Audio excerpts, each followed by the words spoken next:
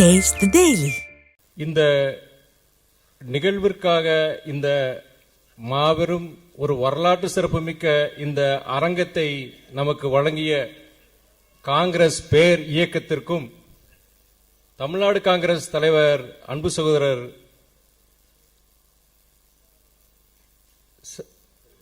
செல்வத் பெருந்தை அவர்களுக்கும் காங்கிரஸ் நிர்வாகி அண்ணன் கோபண்ணா அவர்களுக்கும் இந்த அரங்கத்தை நிர்வாகிக்கும் அனைத்து தோழர்களுக்கும் எங்கள் இயக்கத்தின் சார்பாக என் மனமார்ந்த நன்றியை நான் தெரிவித்துக் கொள்கிறேன்.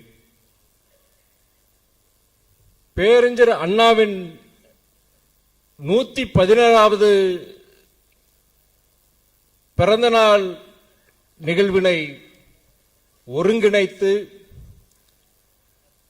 மிகவும் சிறப்பாக நடத்தி காட்டிக் கொண்டிருக்கும் நமது சென்னை மண்டல மாவட்ட செயலாளர்கள் அன்பு சகோதரர் வழக்கறிஞர் சைதை சுப்பிரமணி, அண்ணன் ஜீவன், அண்ணன் டிசிஆர், அன்பு சகோதரர் கலககுமார், அண்ணன் பூவை பாபு, அண்ணன் ஊனை பார்த்திபன், சகோதரர் வை மகேந்திரன், ஆவடி துணை மேயர் சகோதரர் சூரியகுமார், அன்பு சகோதரர் சாலவாக்கம் கருணாகரன் மற்றும் இவர்களுக்கு உறுதுணையாக இருந்த அத்தனை நிர்வாகிகளுக்கும் இயக்கத்தின் சார்பாக இயக்க தந்தை தலைவர் வைகோவின் சார்பாக என் மனமார்ந்த நன்றியை தெரிவித்துக் கொள்கிறேன். அதில் குறிப்பாக நம்முடைய அன்பு சகோதரர் சைதை சுப்பிரமணி அவர்களின் தாயார் சில தினங்களுக்கு முன்பு மறைந்தார். இந்த துக்க நிகழ்வை பொருட்படுத்தாமல் இந்த நிகழ்வு மிகவும் சிறப்பாக அமைய வேண்டும் என்று அவரும் சரி, அண்ணன் ஜீவன் போன்றவர்களும் சரி, கண்துஞ்சாமல் கிட்டத்தட்ட 48 மணி நேரம் உழைத்திருக்கின்றார்கள். அனைவருக்கும் என் நன்றியை மீண்டும் தெரிவித்துக் கொள்கிறேன். பேரறிஞர் அண்ணாவின் 116வது பிறந்த நாள் நிகழ்விற்கு இங்கு வந்து சிறப்பு செய்துள்ள நமது இயக்கத்தின் கிளை செயலாளர், கிளை செயலாளர்கள், ஒன்றிய செயலாளர்கள், வட்ட செயலாளர்கள், பகுதி செயலாளர்கள், பேரூர் கழக செயலாளர்கள், பல அணிகளின் நிர்வாகிகள், பொறுப்பாளர்கள், மாவட்ட செயலாளர்கள், பொதுக்குழு உறுப்பினர்கள், சட்டமன்ற உறுப்பினர்கள், டாக்டர் சதன் திருமலைக்குமார், டாக்டர் ரகுராம், அண்ணன் செல்லப்பா, அண்ணன் புதூர் பூமிநாதன், துணை பொதுச் செயலாளர்கள் டாக்டர் ரொகையா, அன்பு சகோதரர் திமு ராஜேந்திரன், அண்ணன் ஆடுதுறை முருகன், சகோதரர் மல்லை சத்யா, அண்ணன் ஏ கே மணி, நமது இயக்கத்தின் பொருளாளர் அண்ணன் செந்திலதிபன், பட்டம் பதவிகளுக்காக நாங்கள் அரசியலுக்கு வரவில்லை, பொருளீட்டுவதற்காக நாங்கள் பொது வாழ்க்கையில் இல்லை, வைகோ என்ற ஈரெழுத்து மந்திரத்திற்காக நாங்கள் இந்த இயக்கத்தில் உள்ளோம். அவருடைய தன்னலமற்ற மக்கள் பணிக்கு வலு சேர்க்க நாங்கள் பொது வாழ்க்கையில் ஈடுபட்டுள்ளோம். அவர் உடல் தளர்ந்திருக்கலாம், உள்ளம் தளரவில்லை.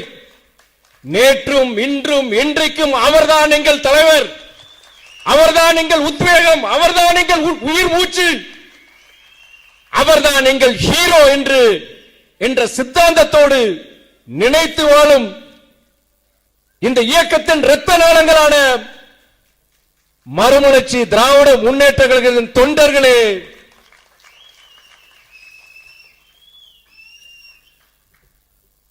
சுதந்திர இந்தியாவில் மக்கள் பிரச்சனைக்காக 5 ஆண்டுகளுக்கு மேல்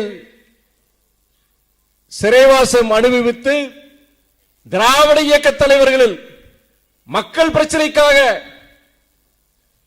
அதிக நாட்கள் சிறைவாசம் அனுபவித்த பெரு தியாகத்திற்கு உரியவர்.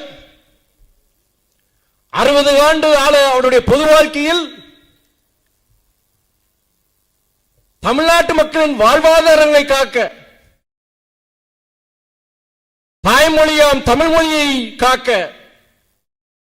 இந்த தாய்மண்ணின் இயற்கை வளங்களை பாதுகாக்க 2 ஆயுட்காலத்தில் கொடுக்க வேண்டிய அந்த உழைப்பை தன் வாழ்நாளில் கொடுத்திருக்கின்றவர்.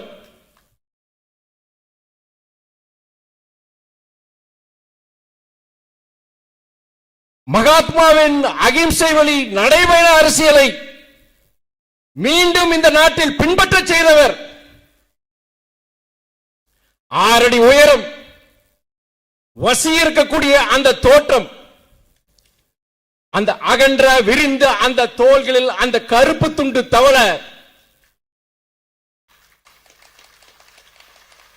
உள்ளத்திலிருந்து வந்த அந்த பேச்சுகள் இதயத்தின் குரலாக ஒரு கோளையும் வீரனாக்கும் அந்த வீர ஆவேச உரைகளை ஆற்றி லட்சக்கணக்கான தமிழர்களின் இதயங்களில் குடியேறியவர். தந்தை பெரியாரின் ஒப்பற்ற மாணவன், பேரறிஞர் அண்ணாவின் அரசியல் வழித்தோன்றல். இந்த இயக்க தொண்டர்களின் இதய துடிப்பு சுவாச காற்றாக விளங்கும் எங்கள் மாமனிதரே, புரட்சி புயலே, தலைவர் வைகோ அவர்களே, வணக்கம்.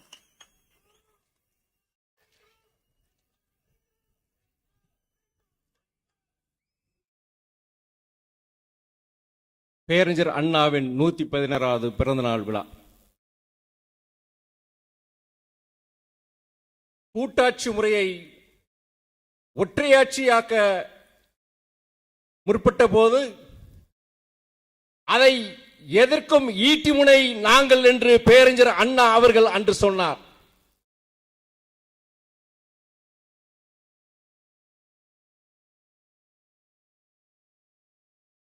அதற்கு காரணங்கள் பல. இன்று நமது ஒன்றிய பாஜக அரசு பல திட்டங்களை தீட்டி மாநிலங்களை ஒடுக்க பார்க்கின்றது. அதற்காக கொள்கைகளை வகுக்கின்றது.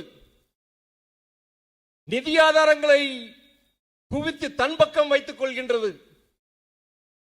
இக்கட்டான பேரிடர் காலங்களில் கூட மாநிலங்களுக்கு நிதி உதவி வழங்காமல் கைகட்டி வேடிக்கை பார்க்கின்றது.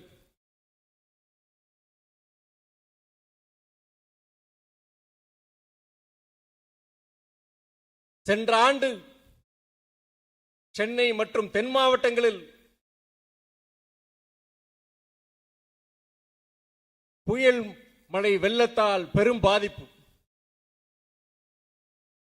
அதற்கு நிவாரணம் கேட்டு, வெள்ள நிவாரணம் நிதி கேட்டு நம்முடைய மாண்பு முதலமைச்சர் அவர்கள் கிட்டத்தட்ட 37,906 கோடி எங்களுக்கு வேண்டும் என்று ஒன்றிய அரசுக்கு கடிதம் எழுதுகிறார். அது மட்டுமல்ல, பலமுறை அதை நினைவூட்டுகிறார். உச்ச நீதிமன்றத்தின் தலையீட்டுக்கு பின்பும் ஒன்றிய அரசு நமக்கு அளித்தது வெறும் 276 கோடி. நாம் கேட்டது 37,906 கோடி, அவர்கள் வழங்கியது வெறும் 276 கோடி.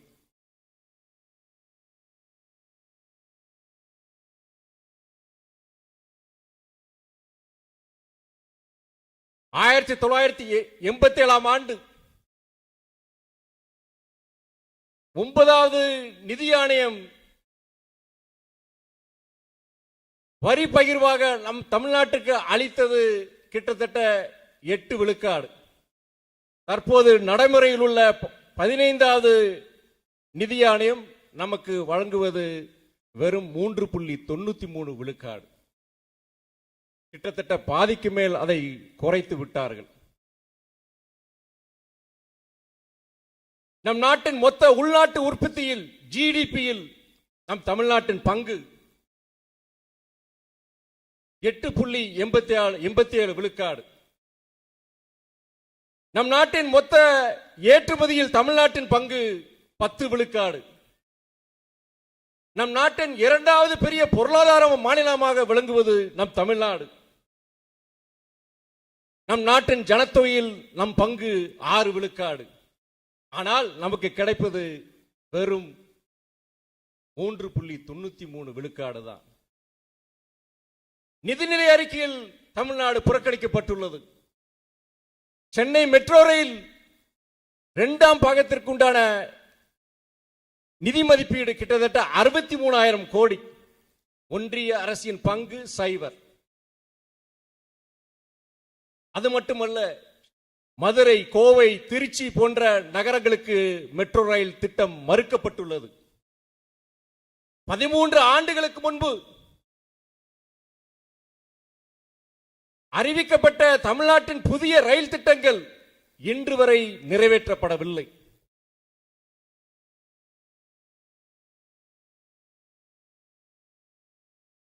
தமிழ்நாட்டில் மதுரையில் எய்ம்ஸ் மருத்துவமனை அமைக்கப்படும் என்று 2015ஆம் ஆண்டு ஒன்றிய அரசு அறிவித்தது.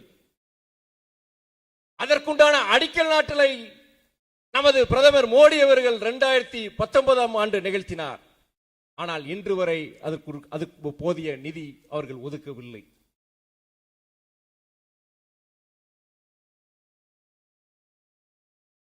இதுபோன்று தமிழ்நாட்டுக்கு அறிவிக்கப்பட வேண்டிய திட்டங்கள், ஒதுக்கப்பட வேண்டிய நிதி ஒதுக்கப்படவில்லை. பேரறிஞர் அண்ணாவின் வலுவான கொள்கையில் ஒன்று பிஸ்கல் பெடரலிசம், நிதி கூட்டாட்சி. அவர் எழுதிய அந்த பணத்தோட்டம் என்ற நூலில் அவர் குறிப்பிடுகின்றார், நாட்டின் பொருளாதார வளர்ச்சியில் சமநிலை இல்லை என்றால் தென்னிந்தியா ஒரு சந்தையாகவும் வட இந்தியாவில் தொழிற்சாலைகள் நிரம்பி ஒரு செல்வம் கொழிக்கும் இடமாகும் என்றார். அப்படி என்றால் ஆங்கிலேயர்களுக்கு நாம் அடிமையானது போல வட இந்தியர்களுக்கு தென்னிந்தியர்கள் அடிமை ஆவார்கள் என்று அவர் அன்னைக்கு எச்சரித்தார். ஆனால் இன்று ஒரு சமநிலை இல்லாத ஒரு நிதி கொள்கையால் ஒன்றிய அரசு அதை நடைமுறைப்படுத்துகின்றது. 3 ஆண்டுகளுக்கு முன்பு குடியரசு தினம் அன்று என் முகநூல் பதிவு ஒன்று பிரபலமானது. அது என்னவென்றால், without federalism there is no republic. கூட்டாட்சி இல்லை என்றால் குடியரசு இல்லை என்பதுதான் அதன் பொருள். அது பேரறிஞர் அண்ணா காலத்திலும் பொருந்தும், இன்றைக்கும் பொருந்தும், என்றென்றும் அது பொருந்தும் என்று சொல்கிறேன். அதே வேளையில் ஒன்றிய பாஜக அரசு மும்மொழி கொள்கை மூலம் தமிழர்களை வீழ்த்த முயன்றுகின்றது. அந்த மும்மொழி கொள்கை மூலம் நமது இருமொழி கொள்கையை சிதைத்து, நமது முன்னேற்றத்திற்கு தடை விதித்து, நமது மொழி இன தனித்துவத்தை அழிக்க முயல்கின்றது.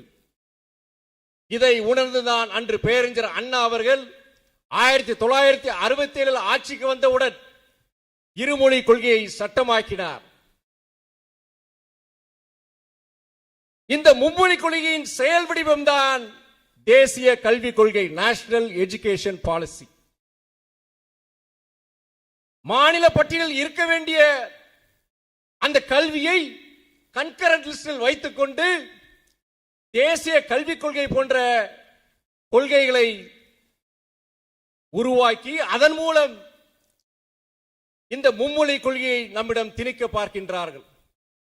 அந்த இருமொழி கொள்கையால் தமிழகம், தமிழர்கள் அடைந்த வளர்ச்சியை, பெருமையை நாம் அனைவரும் நன்கு அறிவோம். இன்று உலகத்தில் பல்வேறு நாடுகளில், பல்வேறு துறைகளில் இன்று நமது தமிழர்கள் ஆதிக்கம் செலுத்துகிறார்கள் என்றால் அதற்கு காரணம் ஆங்கில புலமை.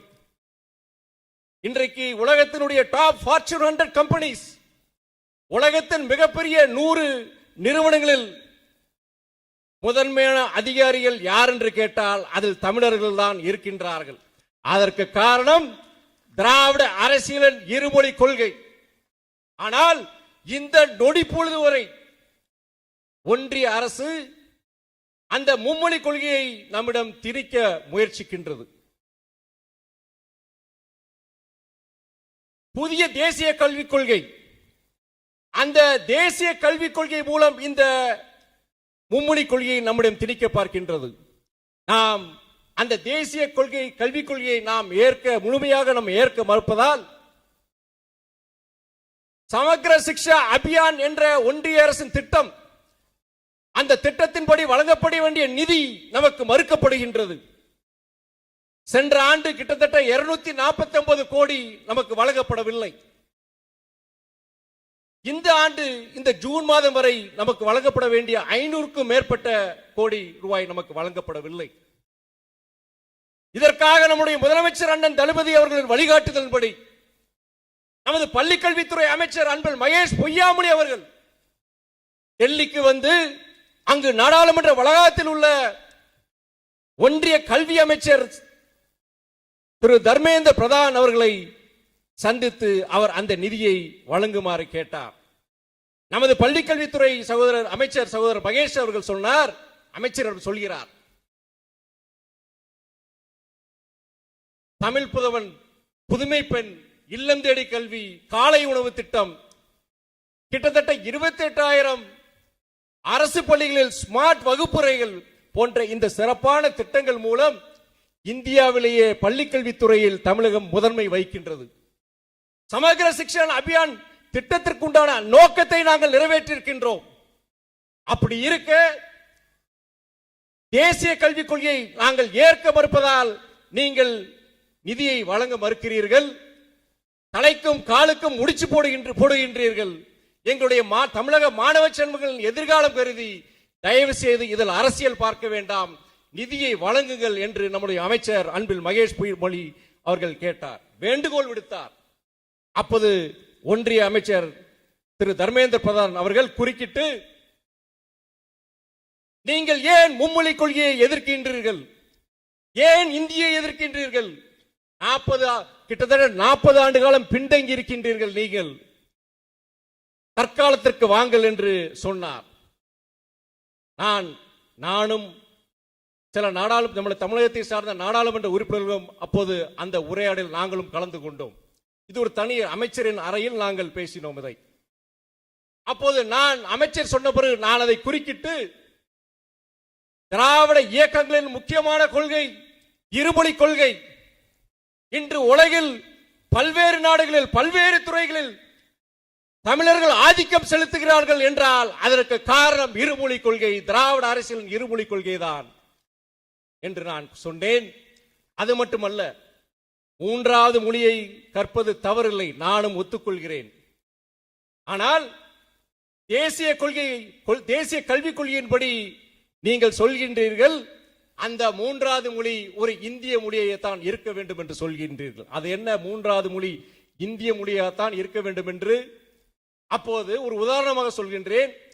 ஒரு தமிழக மாணவன் ஆங்கிலம், தமிழ், அடுத்தபடியாக 3வது ஒரு இந்திய மொழியை எடுக்க வேண்டும் என்றால் அவன் என்ன செய்வான்? தெலுங்கு படிப்பானா, மலையாளம் படிப்பானா, கர்நாடகம் படிப்பானா? அவன் வேறு வழி இல்லாமல் இந்தி மொழியை தேர்ந்தெடுக்க வேண்டிய ஒரு நிர்பந்தம். அதைத்தான் மறைமுக இந்தி திணிப்பு என்று சொல்கின்றோம். இதைத்தான் திராவிட அரசியல் எதிர்க்கின்றது என்று அமைச்சரிடம் நான் சொன்னேன். வருங்கால தமிழ் சமுதாயத்துக்காக நான் சொல்கின்றேன், வருங்கால தமிழ் சமுதாயத்தின் நலன் காக்க அண்ணாவின் கொள்கைகள், அது இருமொழி கொள்கையாகட்டும் அல்லது மாநில சுயாட்சியாக இருக்கட்டும், என்றும் நிலைநாட்டப்பட வேண்டும். அதற்கு நம்முடைய தலைவர் வைகோ அவர்கள் தலைமையில் நாம் அனைவரும் போராட வேண்டும். ஏனால் இன்னைக்கு அண்ணாவுடைய பிறந்த நாள் விழா. அண்ணா ஏன் நம்ம போற்றோம், எதற்காண்டி இந்த விழா எடுக்கிறோங்கிறது இளைய தலைமுறைக்கு போய் சேர்க்கணும். யாருக்கும் தெரியாது பெரியார் என்ன. இன்னைக்கு பல பேர் தவறான புரிதலில் பெரியார் யாரும் சரியா புரிஞ்சுக்கல, அண்ணாவும் யாரும் சரியா புரிஞ்சுக்கல, திராவிட அரசியலையும் இன்னும் யாரும் சரியா குறிப்பா இளைய தலைமுறை. இந்த விழாவுடைய நோக்கமே அதுதான். கடந்த நம்முடைய மதிமுக தோழர்கள் நீங்க எல்லாம் கடந்த இந்த நாடாளுமன்ற தேர்தல் முடிவுகள் உங்களுக்கு மிகுந்த மனமகிழ்ச்சியை அளித்துள்ளது என்பதை நான் நன்கு அறிவேன். அது என்ன சிறப்புனா, நமக்கான சின்னம், நமக்கான சின்னத்தில் போட்டியிட்டு கிட்டத்தட்ட 3,13,094 வாக்குகள் வித்தியாசத்தில் ஒரு மிக அபாரமான வெற்றியை நாம் பெற்றுள்ளோம். 30 ஆண்டு கால இந்த கழக அரசியலில் இதுவே ஒரு மிகப்பெரிய ஒரு சாதனை. அது மட்டுமல்ல, நமது இயக்கத்தை மறுமலர்ச்சி திராவிட முன்னேற்ற கழகத்தின் தனித்தன்மையை நாம் உறுதி செய்திருக்கின்றோம். இந்த தேர்தலில் இந்த வெற்றி எனக்கான வெற்றி இல்லை, தனிப்பட்ட துரை வைகோவின் வெற்றி அல்ல, இதனால் உண்டான பெருமை எனக்கு அல்ல. இந்த இயக்கத்துக்காகவும் தலைவர் வைகோவுக்காகவும் 30 ஆண்டுகளாக ரத்தத்தை வேர்வையா சிந்தி உழைத்தீர்களே, இந்த வெற்றி உங்களுக்கானது, இந்த வெற்றியின் பெருமை உங்களுக்கானது.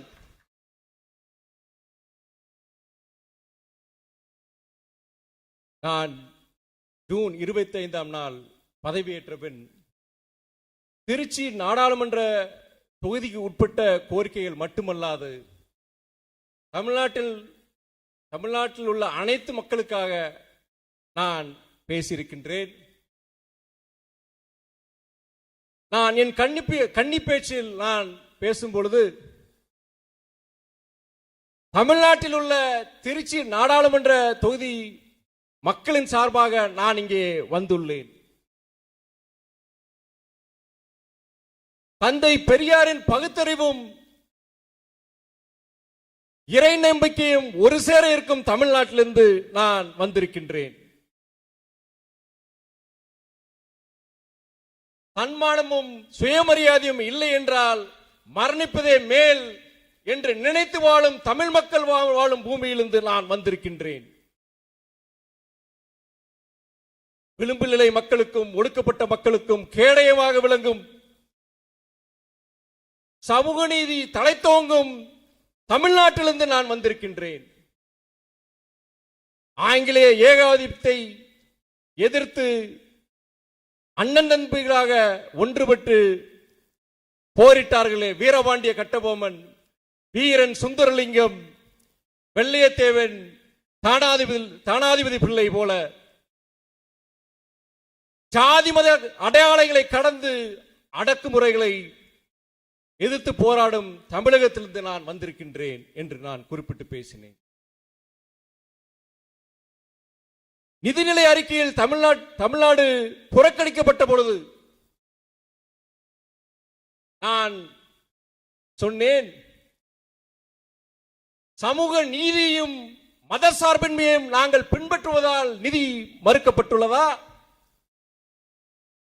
பெரியாரின் கொள்கையையும் அம்பேத்கரின் கொள்கையையும் மகாத்மாவின் கொள்கையும் நாங்கள் பின்பற்றுவதால் தமிழகம் புறக்கணிக்கப்படுகிறதா? மக்களை பிளவுபடுத்தும் வலதுசாரி அடையாளங்கள் வீர் சவர்கர், கோட்சே போன்றவர்களை நாங்கள் ஏற்க மறுப்பதால் தமிழகம் வஞ்சிக்கப்படுகிறதா என்று நான் முழங்கினேன். 40 ஆண்டுகளாக தமிழக மீனவர்கள் தொடர்ந்து இலங்கை காவல் படையினரால் தாக்கப்பட்டு கொலை செய்யப்பட்டு அவருடைய வாழ்வாதாரம் கேள்விக்குறியாகியுள்ளதை சுட்டிக்காட்டி, தமிழ்நாட்டு மீனவர்கள் இந்திய குடிமக்கள் தானா, தமிழகம் இந்தியாவில் ஒரு பகுதி தானா என்று நான் கேள்வி எழுப்பினேன். என்னால் முடிந்தவரை, எனக்கு முன் அனுபவம் கிடையாது, முதல் முறையாக மக்கள் பிரதிநிதியாக தேர்ந்தெடுக்கப்பட்டு நாட்டின் மிகப்பெரிய சபை, இதில் எப்படி நாம் உரையாற்ற போகின்றோம்? திருச்சி மக்களுக்கு நான் எப்படி பணி செய்ய போகிறேன்? இயக்க தோழர்களின் நம்பிக்கைக்கு பாத்திரமாக நான் எப்படி செயல்பட போகிறேன் என்ற அச்சத்தோடு கவலையோடு நான் நாடாளுமன்றத்துக்கு சென்றேன். முடிந்த மட்டும் நான் செயல்படுகிறேன். வரும் காலங்களில் இனியும் மேன்மைப்பட்டு இனியும் சிறப்பாக செயல்பட வேண்டும் என்று முனைப்போடு நான் இருக்கின்றேன். நாடாளுமன்றத்தின் வளாகத்திற்குள் நான் இந்த சிவப்பு கருப்பு கைப்பட்டையை அணிந்து கொண்டு உள்ளே சென்ற பொழுது அதை தொலைக்காட்சியில் கண்டு உங்களை போன்ற பல்லாயிரக்கணக்கான இயக்க தோழர்கள் ஆனந்தம் அடைந்தீர்கள். நான் இந்த கைப்பட்டை அணிந்த பொழுது இதுவரை கிட்டத்தட்ட 100க்கும் மேற்பட்ட நாடாளுமன்ற உறுப்பினர்கள், அமைச்சர்கள் இது என்னவென்று கேட்பார்கள். ஒவ்வொரு நாளும் குறைந்தபட்சம் ஒரு 5 அல்லது 6 எம்பிக்கள் இது என்ன என்று கேட்பார்கள். நான் அவர்களும் சொல்வேன், இது எங்கள் இயக்கம் மதிமுகவின் கொடியின் அடையாளம் என்பேன். அப்போது அவர்கள் சொல்வார்கள், கேட்பார்கள், மதிமுக எம்டிஎம்கே விச் ஸ்டேட், எந்த மாநிலம், எந்த கூட்டணி என்று கேட்பார்கள். நான் சொல்வேன், வைகோவின் மதிமுக, வைகோஸ் எம்டிஎம்கே என்று சொல்வேன். ஓ, வைகோஜிஸ் party, such a great leader, such a wonderful orator, such a great parliamentarian என்று அவர்கள் சொல்வார்கள். என்னவென்றால் மதிமுக என்றால் அவர்களுக்கு பல பேருக்கு தெரியவில்லை, வைகோ என்று சொல்லும்போது அனைவருக்கும் தெரிந்திருக்கின்றது. ஆகையால் சில அற்பர்களுக்கு சொல்வேன், இந்த கைப்பட்டை ஜாதியின் அடையாளம் அல்ல, இது வைகோவின் அடையாளம், சுயமரியாதையின் அடையாளம், வீரத்தின் அடையாளம், சமூக நீதியின் அடையாளம், மத சார்பின் அடையாளம்.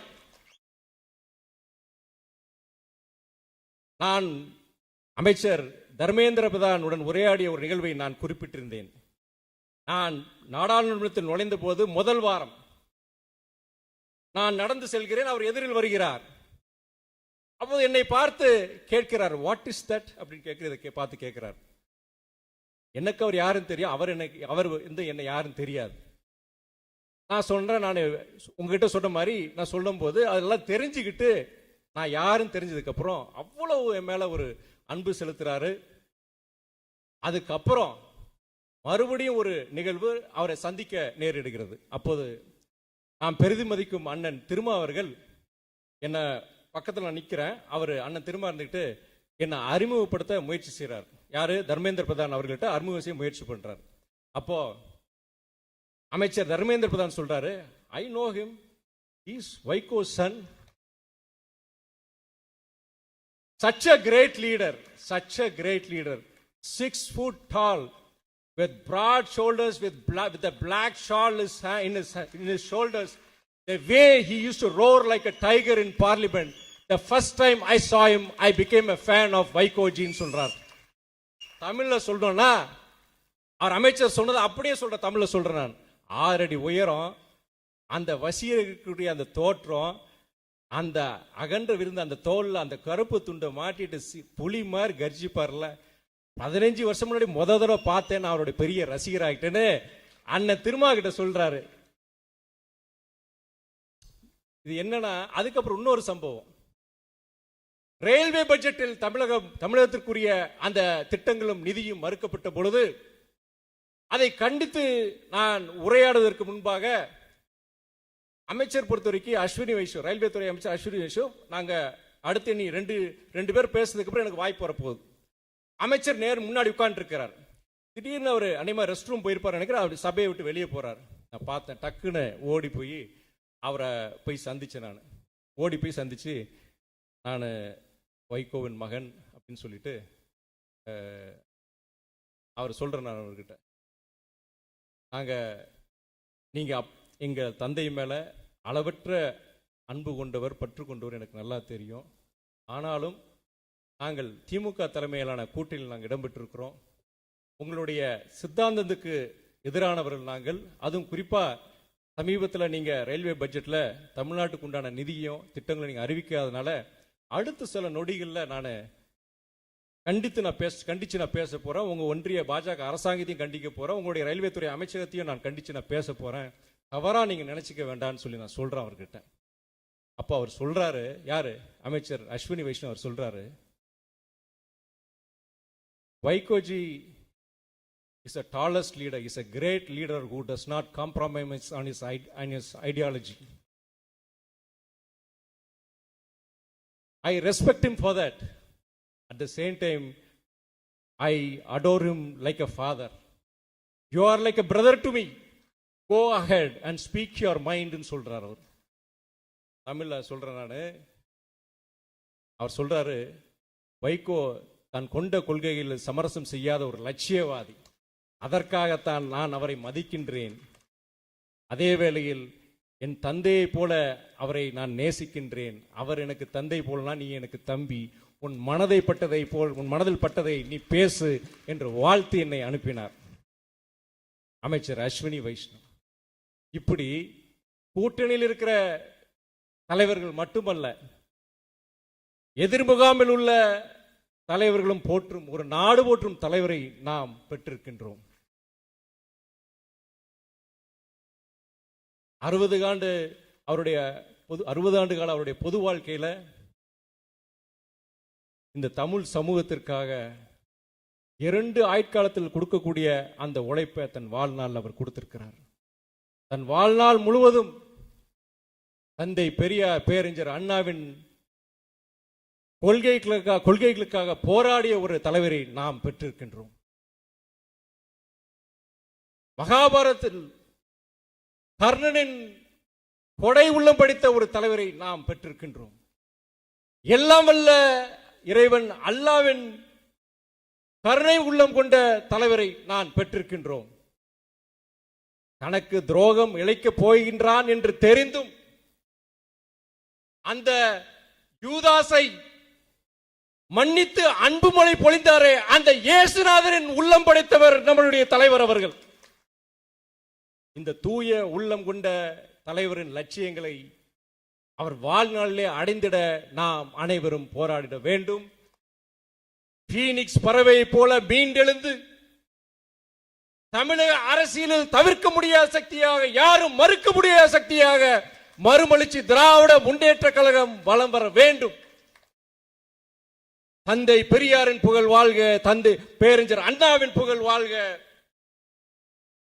புரட்சி புயல் வைகோ புகழ் வாழ்க. சிவப்பு கருப்பு சிவப்பு கருப்பு சிவப்பு கொடி 8 திக்கிலும் பட்டொளி வீசி பறக்கட்டும். வளர்க மறுமலர்ச்சி திராவிட முன்னேற்ற கழகம். நன்றி, வணக்கம். Taste the Daily.